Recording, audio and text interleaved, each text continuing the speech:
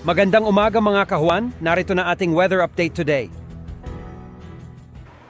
Inaasahan pa rin natin, dahil pa rin sa panahon pa rin ng tag-init at naapektuhan pa rin tayo ng El Nino, na malinsangan panahon pa rin sa bansa.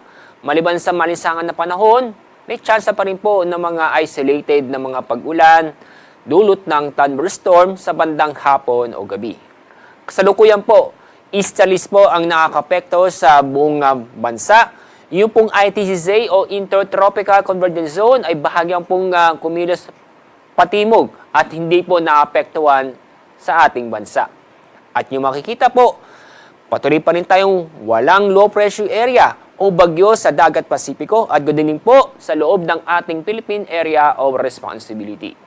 Dahil sa mainit pa rin ng panahon, aabot pa rin ng 37 degrees Celsius sa Metro Manila. 37 degrees Celsius din ang inaasahan po natin sa Tuguegarao.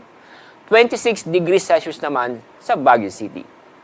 34 degrees Celsius naman ang inaasahan po natin sa Lawag City. Dako tayo sa ibang, sa Visayas at Mindanao. 33 degrees Celsius po ang inaasahan po natin pinamataas na temperatura matatalang ngayong araw sa Cebu at ganoon din po sa Tacloban.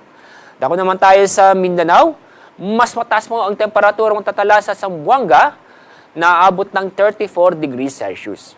Bagyang mababa ang temperatura may matatala sa Davao kumpara sa Zamboanga na aabot ng 33 degrees Celsius. Ang araw sisikat sa ganapong 5:53 ng umaga.